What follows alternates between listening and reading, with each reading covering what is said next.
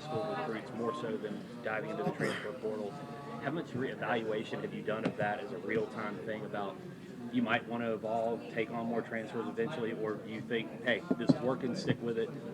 How do you look at it right now? We evaluate every year. You see what's leaving, and then you evaluate your roster, and then you look at who's coming back on your roster as far as who your starters are, projected starters are, and then you also look at who you're recruiting, and something we talk about every single year. It's not like I walk in and go, hey, this is what we're doing. We have a whole staff of very experienced coaches, and they're the head coach of their position, and so you gather input on that, and then so again, it's people.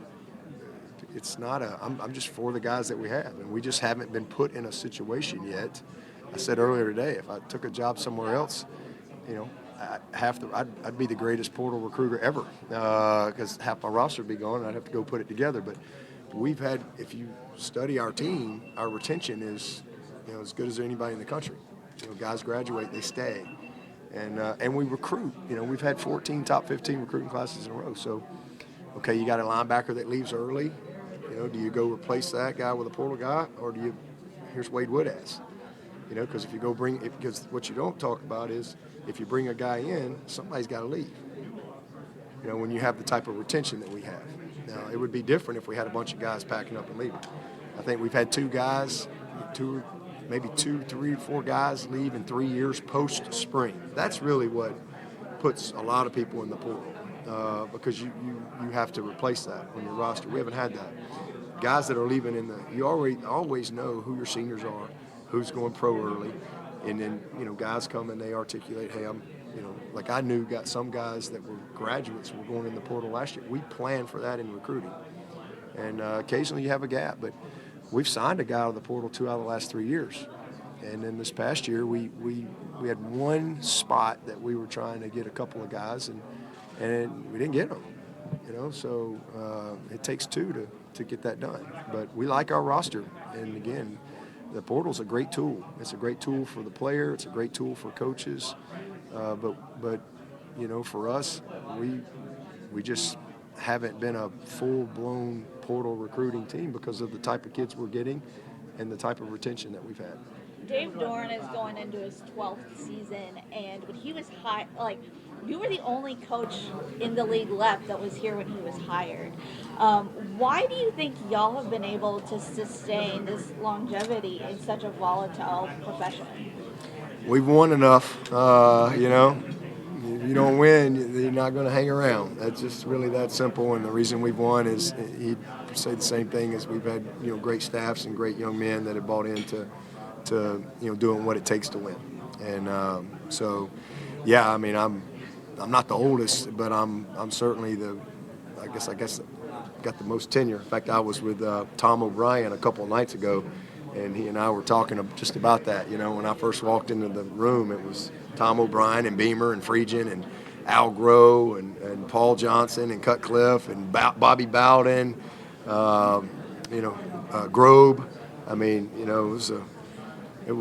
It's changed a lot. So it just means we've been fortunate enough to find a way to win enough games, because if you don't win enough games, it's going to turn over quick. And Dave's done an amazing job of that at NC State. Now, speaking of turnovers, that was kind of the challenge last year. Were you able to identify maybe some common themes as to why y'all had such issues, especially when it comes to hanging on to the football? Yeah, there was just some fluky things. Some of it's just, a guy gets his hand up at the right second, and instead of it going by, it's a tip ball, and it just falls into their best player's hand, and he walks in for a touchdown. There are certainly some things that led to a turnover. For example, we had a turnover against Florida State. We're getting ready to maybe go up and put the game away there, and we don't scan back on the protection.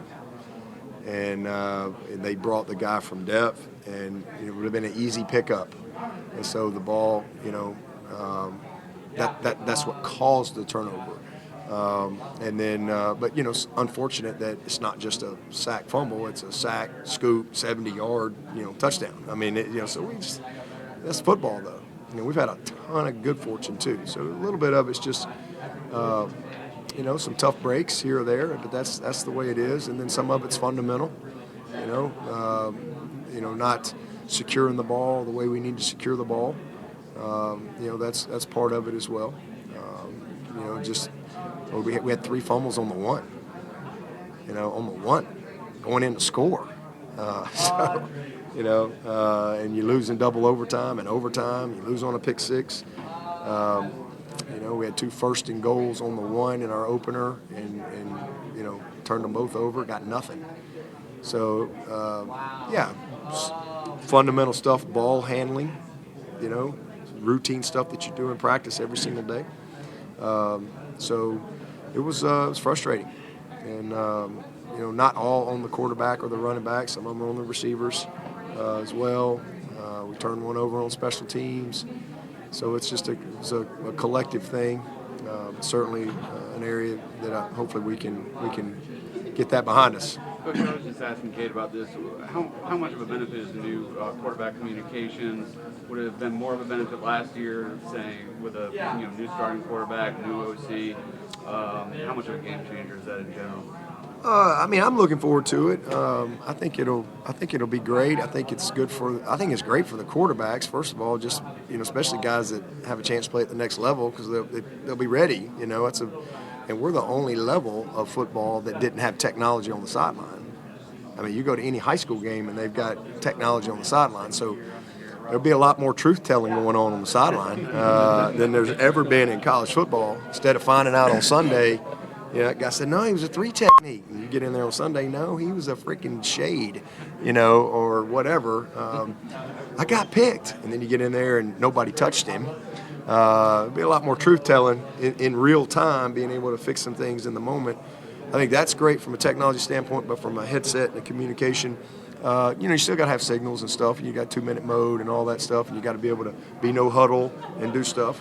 But I do think it'll be great. It'll cut off in 15 seconds, so there might be some alerts that you can put in there, with the quarterback. Hey, you're calling certain plays, alert this, because maybe that protection. Hey, if it's corner cat, we're in trouble. And so making sure you have some alerts built in. Same thing on the defensive side, being able to communicate with your backer. Some people may be the safety, but whoever's calling the front, setting the fronts, based on being, defensive coordinators, you see the formation, you see certain things. Hey, alert this on this motion or whatever, because coaches see things quickly, especially from the box and so forth. And then special teams. There might be some things in special teams that you may be able to execute because you can communicate with somebody there. It's going to be good. It'll be fun, and then maybe create another tempo. You might see teams do a little more sugar huddle, what we call sugar huddle, than maybe you've seen in the past, just because you can eliminate having a signal, and you can tell them what you want, and boom, go. You've opened with games like the Georgia game in the past. What are the advantages of playing that kind of a challenging game right out of the gate, as opposed to easing into the schedule? All the advantages are when you win it. So the advantage is if you win it. Other than that, I think you get exposed to, hey, like playoff football right out of the gate. Like that's really what it is. It's that caliber football. Neither teams, both teams get better. Both teams get better as you go throughout the course of a season. But there's an edge to it for sure. There's an edge. We've opened up everywhere. We've opened up at Auburn. We've opened up in Atlanta a couple times. Obviously last year on the road. I don't think we've had a home game opener maybe since about 2019. It's been a while. So opening up on the road against, Georgia to me has been the best team in the country the past 3 years, in totality. I don't know that anybody would argue with that. They've been really, really good, and they'll be great again this year. So it's certainly, young players, they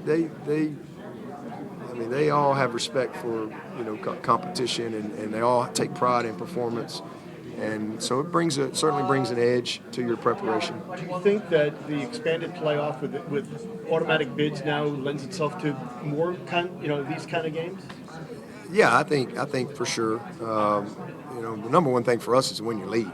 I mean, I think that's for everybody. I mean, because if you can win your league, you get a bye, and I think that's huge. So I think it's no different. It's always been about our league for us. We can win our league. Hey, man, that's been the gateway for us. And now it puts even more emphasis on that because if you win it, you've got a chance to get that bye. That bye is huge. Having played 15 games multiple times and the toll of that, now you're looking at possibly 17 games. To be able to get a bye is, I think, what it's all about. But when it all comes down to it at the end, and like in basketball, when they're talking about the tournament, because we've created a tournament, if you will, that strength of schedule will be important. And yeah, you maybe you play games like this, and maybe another team maybe they beat East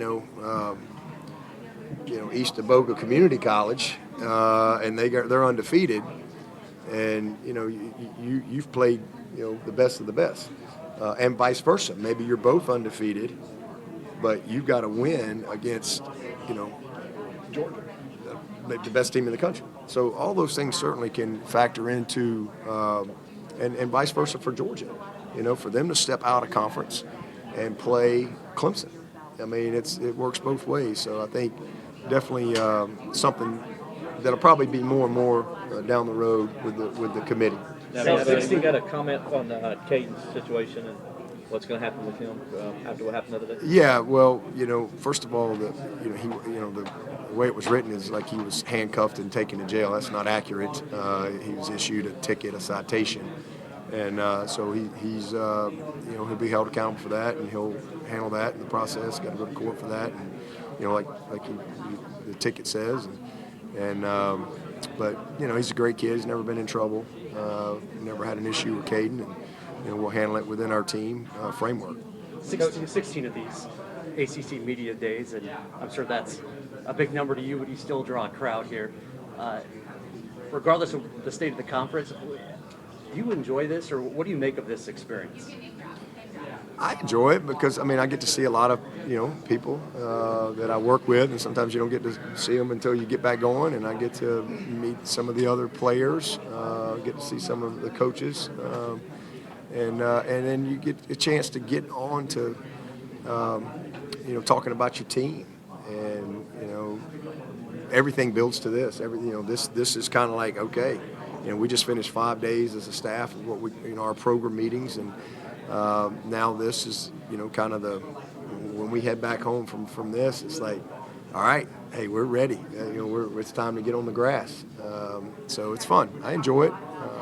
Enjoy, talking about our team, talking about our kids, and talking about Clemson. That never gets old. Coach, you had a legendary rant on Tiger calls last season. Tyler from Spartanburg, if you remember that. What do you think the attitude that caller in particular had says about fan culture in general in the modern era?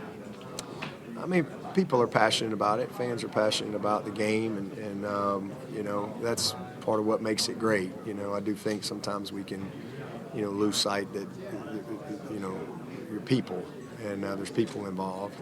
But I love the passion. I love the fans that we have at Clemson. It's amazing. There's not many places that you can go to on a Saturday like Clemson, South Carolina. So, we're blessed to have that type of passion. Has Cameron gotten better? Has it stayed about the same since the portal has started? I guess, do you have solutions on how to fix people it? have gotten more creative. People have gotten more creative in how they go about it. Do you have solutions to try to fix? I got a lot of solutions. I just don't have opportunity. But You mentioned trying to win the league before. To go from a 4-4 ACC team that you were last year to winning the league, where does that improvement have to come from? Well, I think last year, first of all, how we finished was awesome. I was really proud of that team. Winning 5 in a row and just really grew through the adversity. But it's winning the close games. First of all, it's taking care of the ball. We were atrocious at that last year, so we've got to turn that around. And then, the last 3 years we've won 30 games, 30, and that's 94th percentile in college football. So if you made a 94 on your paper, that's an A. That's good. Like, you think that's good. And that's more wins in the last 3 years than 126 of the 134 teams in college football. So we've been good. But the reason we haven't been great, like we were 15 to 20 when we were making a Final Four, it's not very much for us. It's not like we're 75th percentile. We've been 94th percentile the last 3 years, and last year is a microcosm of the past 3 years, and how close you are. You're losing double overtime. You lose in overtime. You lose on a one-play pick six in Raleigh. You lose a game at Duke. We were 200 plus. We've never lost a game in 128 years at Clemson, ever. But we did. Well, we had about 5 turnovers, 2 of them first and goals on the one, and they take a good team. They take advantage of that and you get beat. So it's just when we've been great, all right, as I said earlier today, when we've been great, all right, we have a plan to win, and we have been great at executing that. In particular, big play margin. All right, having more big plays than the opponent. So big play margin, and then it's been red zone scoring. We were not good last year on either side. Defensively, we were 8th in the country, but when people got to the red zone, they scored touchdowns. And then we're 15th in the country in first downs. We got there a lot, but we didn't finish. Block kicks, missed kicks, turnovers, you name it. And then we have won the close games when we've been great. To answer, it's a long answer to your question, but that's just the reality. I mean, since 2011, we lead the nation in one-score wins. We lead the nation. Like 49 games, we're 79%.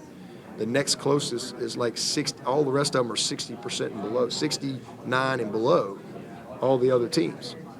All right, so that means one-score games down to the wire, and the type of games that we've played since 2011, we've been elite at winning the close games. We lead the nation.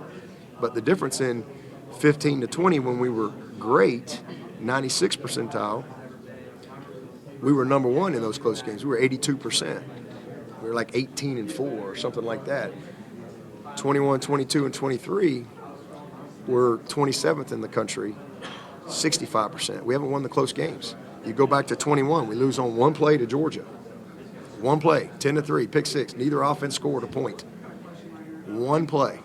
You go losing double overtime on the road. One play. And so you're talking a few plays, and the narrative is different. But that's how close it is. When you're trying to make a Final Four, it's a few plays. And when we've been great, we made those few plays. We won those close games. We were really, really good when it came to finishing and scoring in the red zone and not letting people score. So how do you turn those close losses into W's this year? Yeah, so it's just the fundamentals of what we do. It's recruiting. It's us coaching. It's all of it together. And guys getting better. Some of it's just some good luck. Sometimes we don't count. Luck's a part of it too. Sometimes just things bounce your way. And we've had a lot of good fortune over the years. But so it's not like I said, it'd be different if you were 9-4 and getting your teeth kicked in. It's not been the case. Even in 22, we won this league 2 years ago. We've won the league 7 out of 9 years. So to get back, we need to win the league. All right? And so those are the things that's how close we are. But even in that year when we won the league 2 years ago, we're 1 point away from being in the playoff. Fourth quarter, South Carolina, we fumble the punt return, we fumble the kick return, lose 2 possessions with a lead, and you get beat by 1 point. Otherwise, you're in the playoff. So, those are disappointing things that you just have to, coach through, recruit through, and practice through, and that's what we're working on.